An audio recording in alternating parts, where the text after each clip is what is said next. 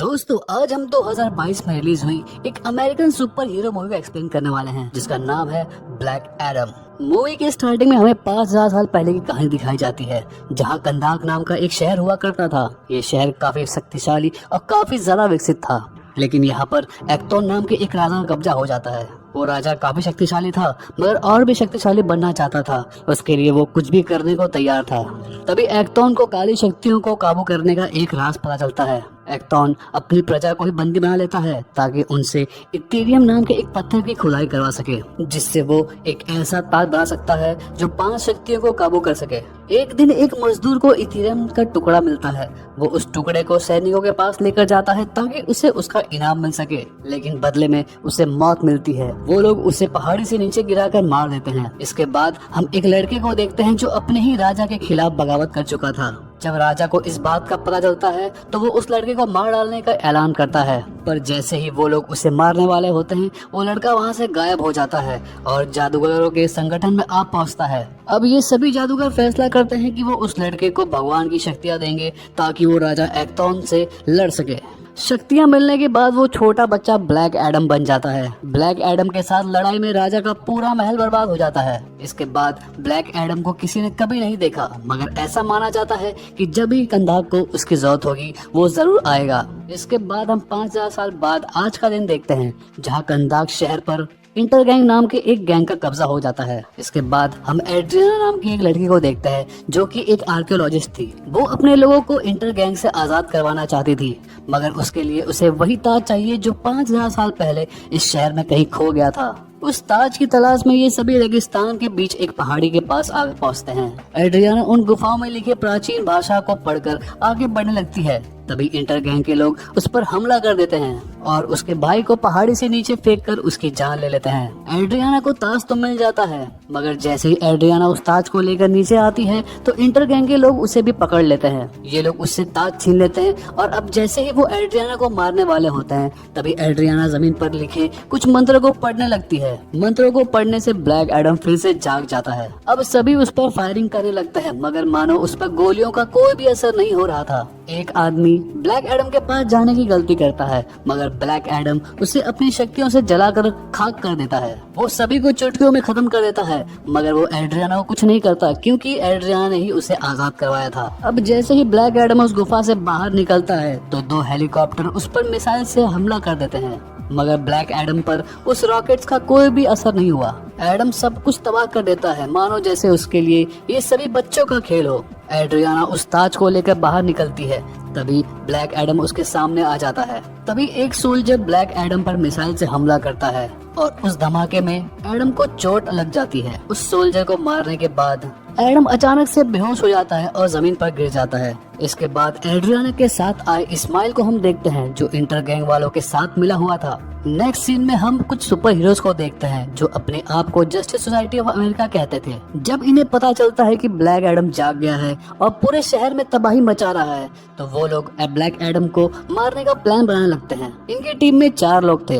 Quarter, जिसके पास एक पक्षी जैसा दिखने वाला एक सूट था। कैंट, जो एक जादूगर था और उसके पास फ्यूचर देखने की शक्तियाँ थी। मैगजीन, जो हवा को काबू कर सकती थी, और एटम स्मैशर, जो अपना साइज बहुत बड़ा कर सकता था। यहाँ ब्लैक एडम की आंखें एड्रियाना के घर में खुलती हैं। एड्रियाना का बेटा एमोन ब्लैक एडम से उसकी शक्तियों के बारे में पूछता है, मगर एडम को उसमें कोई भी इंटरेस्ट नहीं था और वो उसे अपने रास्ते से हटने को कहता है। एडम जब घर से बाहर देखता है तो वो पूरी तरह हैरान था क्योंकि 5000 सालों में उसका शहर पूरी तरह बदल चुका था। एड्रियाना एडम से मदद मांगते हुए कहती है कि आज भी कंदाक आजाद नहीं हुआ है और यहाँ पर इंटर गैंग नाम के एक गैंग का कब्जा हो चुका है। ब्लैक एडम कहता है कि वो कोई सुपर हीरो नहीं है। तभी एमोन कहता है कि सुपर पावर होना आज के वक्त में बहुत बड़ी बात है और तुम जिसे चाहते हो वो सभी मर चुके हैं, तो तुम इसके अलावा और क्या ही करोगे। इसके बाद ब्लैक एडम उसके स्टैचू के पास आता है। ये स्टैचू देखकर उसे अपने पुराने दिन याद आने लगते हैं क्योंकि ये स्टैचू उसके चाहने वालों ने बनाया था। यहाँ ब्लैक एडम को रोकने के लिए जस्टिस सोसाइटी के मेंबर्स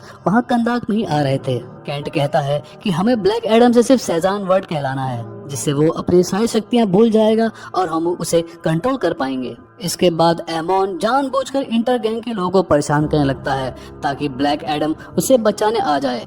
अब जैसे ही ब्लैक एडम देखता है कि एमॉन की जान खतरे में है तो वो उसे बचाने आ जाता है और इंटर गैंग के लोगों को मार देता है। एडम 2 लोगों को लेकर तो हवा में ही उड़ जाता है। कैंट देखता है कि ब्लैक एडम उसके सामने ही है। तभी ब्लैक एडम उन 2 लोगों को वहाँ पर आसमान से गिरा देता है। तभी कार्टर उन्हें बचाने के लिए नीचे कूद जाता है और उन्हें बचा लेता है। कांदाक के लोगों को ये बात जरा पसंद नहीं आती, मगर कार्टर कहता है कि इन्हें कानून सजा देगा। तभी ब्लैक एडम बिजली के झटके से उन्हें मार देता है। इसके बाद कैंट कहता है कि तुम अपने आप को सरेंडर कर दो वरना तुम मारे जाओगे, मगर एडम तो किसकी सुनने वाला था। अब कार्टर उस पर हमला करने वाला होता है। तभी एडम उसे बिजली का झटका देकर उसे दूर फेंक देता है। एडम उसे बहुत बुरी तरह मारता है। कैंट अपनी शक्तियों से एडम को इल्यूजन दिखाता है और मौका देखकर कार्टर उस पर हमला कर देता है। इसके बाद एडम को गुस्सा आ जाता है और वो कार्टर को बहुत बुरा मारता है। जब एटम स्मैशर और मैगजीन कार्टर को मार खाता देखते हैं तो वो भी इस लड़ाई में कूद जाते हैं। सभी मिलकर उस पर हमला करते हैं,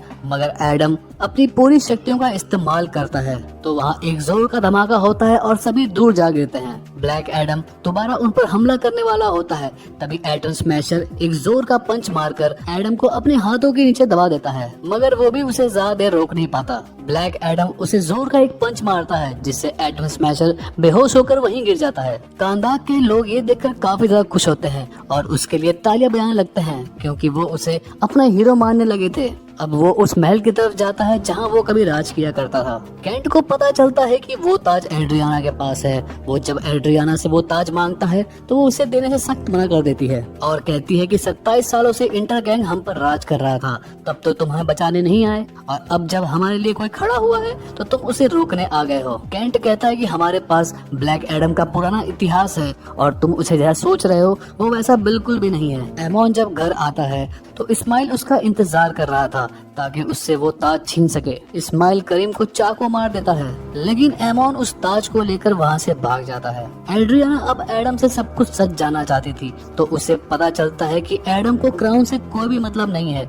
वो सिर्फ अपना बदला लेना चाहता था, लेकिन वो अपनी शक्तियों पर काबू नहीं कर पाया और उसने सब कुछ बर्बाद कर दिया, जिससे नाराज होकर सभी जादूगरों ने मिलकर उसे कैद कर दिया। एडम जस्टिस सोसाइटी की बात मानने को तैयार हो जाता है, मगर वो कहता है कि तुम्हें कांदाक से दूर रहना पड़ेगा। तभी एड्रियाना को एमॉन का कॉल आता है और वो बताता है कि इंटर गैंग वालों ने उस पर हमला कर दिया है और इस्माइल भी उनके साथ मिला हुआ है। इसके बाद एड्रियाना एडम से अपने बेटे को बचाने की रिक्वेस्ट करती है। वो लोग एमॉन को ले जाते हैं, मगर एडम उसे बचा लेता है। एडम अब इंटर गैंग वालों पर हमला करने लगता है। तभी मौका देखकर इस्माइल एमॉन को किडनैप कर लेता है। उनके पास इथेरियम से बनी एक बाइक थी जो काफी ज्यादा तेज थी। एडम अब हर बाइक को देखने लगता है और जिस बाइक में एमॉन नहीं मिलता वो उसे पूरी तरह बर्बाद कर देता है। अब एक आखिरी बाइक बची थी जिसे एडम पीछा करता है, मगर उस आखिरी बचे बाइक में भी एमॉन नहीं मिलता क्योंकि इस्माइल ने बड़ी ही चालाकी से एमॉन को वहां से बाहर निकाल लिया था।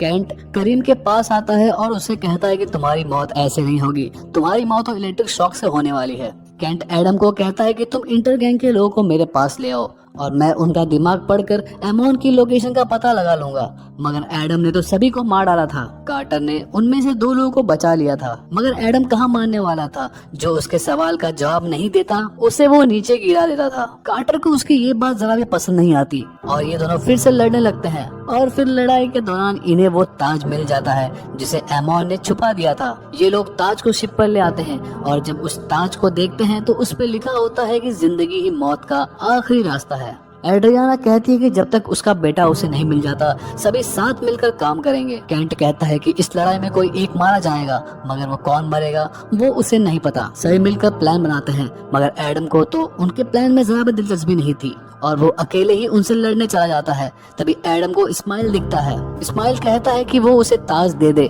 वरना वो एमॉन को मार देगा। एड्रियाना ताज देने के लिए तैयार हो जाती है। ताज मिलने के बाद इस्माइल बताता है कि वो ही राजा एक्टॉन का आखिरी वंशज है और उसे इस ताज से वो शक्तियाँ मिलेंगी जिसका सपना उसके पूर्वजों ने देखा था। इसके बाद इस्माइल एमॉन की तरफ एक गोली छोड़ता है, मगर इससे पहले कि वो गोली एमॉन को लगता ब्लैक एडम उस गोली को रोक लेता है। गोली लगने के बाद एडम को बहुत गुस्सा आता है और जिससे एक धमाका होता है और इस धमाके में इस्माइल और इंटर गैंग के सभी लोग मारे जाते हैं। इसके बाद एडम कार्टर को बताता है कि जादूगरों ने कभी भी उसे नहीं चुना बल्कि उसके बेटे हुरुत को चुना था ताकि कांदाक को वो बचा सके। मगर राजा ने उसे हराने के लिए उसके परिवार को जान से मार दिया। मगर हुरुत ने जब देखा कि उसके पिता अधमरी हालत में हैं, तो उसने अपनी शक्तियां अपने पिता को देने का फैसला किया। लेकिन ऐसा करते ही राजा के लोगों ने उसे मार दिया और शहर के बीच में जो स्टैचू है वो उसकी नहीं बल्कि उसके बेटे हुरुत की है। एडम कहता है कि वो अपने बेटे की कुर्बानी जाया नहीं होने देगा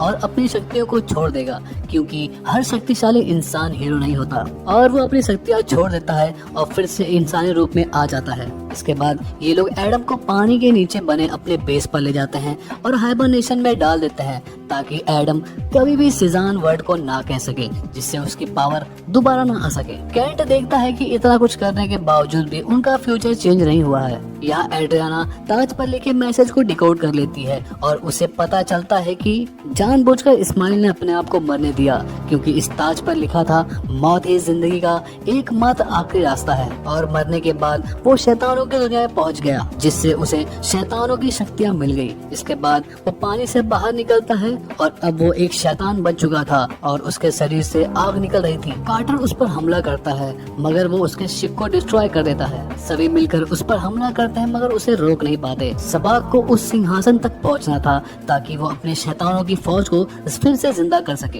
केंट कहता है कि वो इस लड़ाई में मारा जाएगा मगर उसे मरने से डर नहीं लगता, क्योंकि काफी सालों से उसने एक बेहतरीन जिंदगी जी है। केंट अपनी शक्तियों से महल के चारों तरफ एक अदृश्य दीवार बना देता है। केंट अकेले ही सबाक से लड़ने चला जाता है, मगर जब उसे लगता है कि वो जीत नहीं पाएगा तो टेलीपैथी से एडम से कनेक्ट होता है और उसे वहाँ से आजाद कर देता है। मगर वहाँ की सिक्योरिटी उसे रोकने लगती है। कैसे भी करके एडम वहाँ से बाहर निकल आता है और सेजान वर्ड कहते ही वो फिर से ब्लैक एडम बन जाता है। यहाँ सबाक केंट को भी मार देता है और जाकर अपने सिंहासन पर बैठ जाता है। ऐसा करते ही वहाँ शैतानों की फौज जाग जाती है। सबाक हुरूत के बने उस स्टैचू को तोड़ देता है और इससे पहले कि वो स्टैचू शहर पर गिरे, ब्लैक एडम उसे रोक लेता है। इसके बाद वो सबाक से लड़ने लगता है और ये पहली बार था जब ब्लैक एडम इतनी बुरी पीट रहा था। सबाक को रोकने के लिए कार्टर भी उस पर हमला करता है मगर वो उससे भी मार देता है। लेकिन ये सब सिर्फ एक इल्यूजन था और ये सब वो केंट के हेलमेट की मदद से कर रहा था और उसे पकड़ लेता है। और फिर ब्लैक एडम सबाक को उसके सिंग से पकड़ के उसके 2 टुकड़े कर देता है, जिससे सबाक अपनी दुनिया में दोबारा लौट जाता है। सबाक के मरते ही उसकी पूरी सेना भी गायब हो जाती है। एड्रियाना कहती है कि अब वो कांदाक का राजा बन सकता है। एडम उस सिंहासन पर बैठ जाता है मगर जल्दी उसे एहसास होता है कि वो इस शहर का राजा नहीं बल्कि रक्षक है और वो इस सिंहासन को तोड़ देता है। एडम डिसाइड करता है कि वो कांदाक का राजा नहीं बल्कि रक्षक बनकर रहेगा। तभी एमेंडा का मैसेज आता है कि अब कांदाक ही उसका जेल है और वो कांदाक से कहीं बाहर नहीं जा सकता। एडम कहता है कि इस दुनिया की कोई भी चीज मुझे रोक नहीं सकती। एमेंडा बताती है कि उसके पास इस दुनिया के परे भी कुछ लोग हैं। तभी सुपरमैन वहां आता है और कहता है कि हम आराम से बैठकर बात कर सकते हैं। और ऐसा कहते ही ये मूवी खत्म हो जाती है। ये देखकर हम व्यूअर्स को ये समझ आ चुका है कि इसका नेक्स्ट पार्ट जरूर आएगा, जिसमें सुपरमैन और ब्लैक एडम आमने सामने होंगे। दोस्तों, अगर वीडियो आपको पसंद आई हो तो इस वीडियो को लाइक कीजिए, चैनल सब्सक्राइब कीजिए और हाँ, बेल नोटिफिकेशन दबाना ना भूलें।